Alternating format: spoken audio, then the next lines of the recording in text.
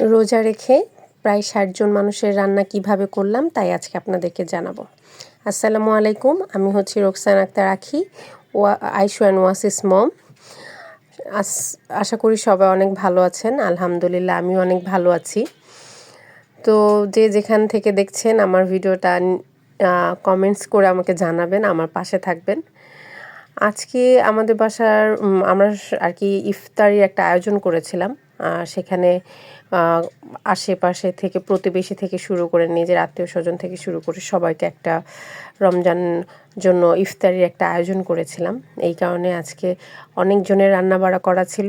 তো আমরা দুজন মিলে, সাথে আমার শাশুড়ি একটু হেল্প করেছে, আমার ছোট যাও একটু সামান্য একটু হেল্প করেছে, আর হচ্ছে আমার বড় যা আর আমি মিলেই এই সব কিছু রান্না করেছি। প্রায় অনেকগুলো রান্না করার ছিল, 60-70 জন মানুষের রান্না বলে কথা। রোজা রেখে রোস্ট করেছিলাম, ইফতারির সকল আয়োজন করেছিলাম। আর বড় ভাবি এদিকে পোলাও রান্না করছিল। 3 পাতিল, বড় বড় পাতিল দিয়ে 3 পাতিল পোলাও রান্না করা হয়েছিল। আর আমি এদিক থেকে মুরগি ভেজে নিচ্ছিলাম।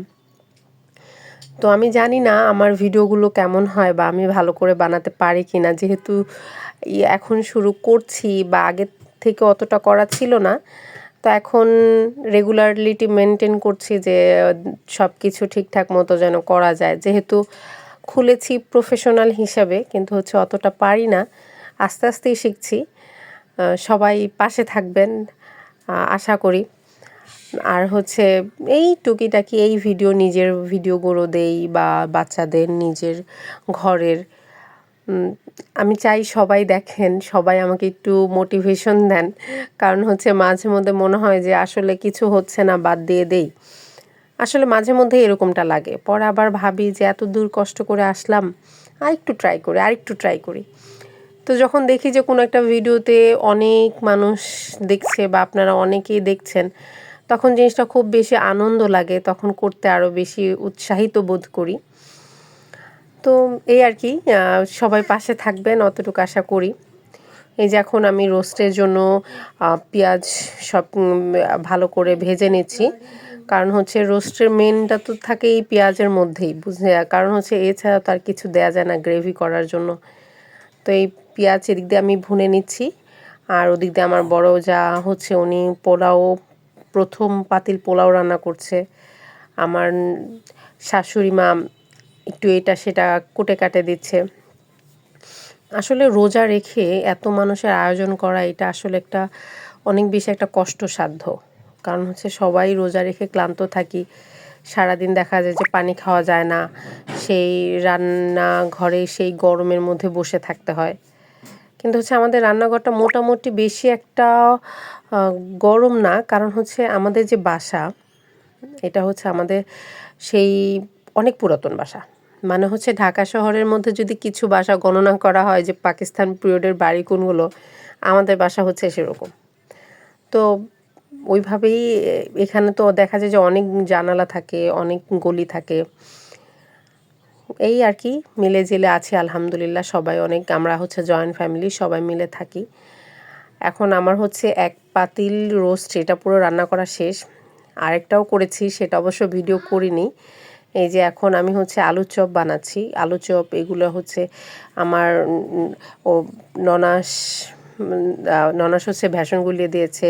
তারপর হচ্ছে আমার ননাসের ছোট মেয়ে আছে, ও হচ্ছে আলুর চপের শেপ তৈরি করে দিয়েছে। ওকে বলেছি যে গুনে গুনে করো, কারণ অনেক মানুষের হবে, তো যাতে করে সবার যেন কম না পড়ে, এই জন্য গুনে গুনে করতে দিয়েছিলাম। তো মাশাআল্লাহ অনেক ভালো আলুর চপ বানিয়েছে। এই আমার যা হচ্ছে বুট তৈরি করছে।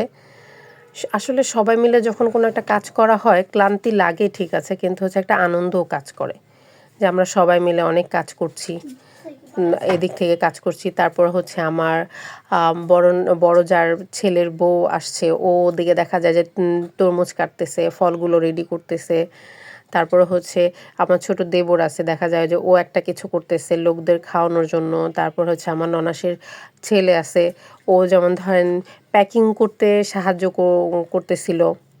আসলে সবাই জনে এক হাতে কাজ করলে অনেক কষ্ট হয়ে যায়, তো সবাই মিলে যখন কোনো একটা কাজ করা যায়, ওইটাতে একটা আনন্দ কাজ করে।